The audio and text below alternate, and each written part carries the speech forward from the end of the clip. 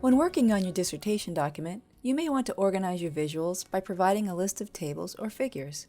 This video will show how to insert a list of tables or figures into your document.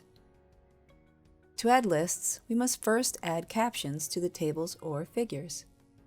To insert a caption, select the image, right-click, then choose Insert Caption. Here we'll give the item a name. Then choose the label type. In this case, we're captioning figures. When we caption our table, we'll repeat this process and choose Table. Choose the position of the caption and other formatting, and then click OK. Repeat the steps for all other figures and tables. Now we can create a list. Determine where in the document you want the list to go. Then go to References and Insert Table of Figures. Here you can choose a visual style from the Formats menu.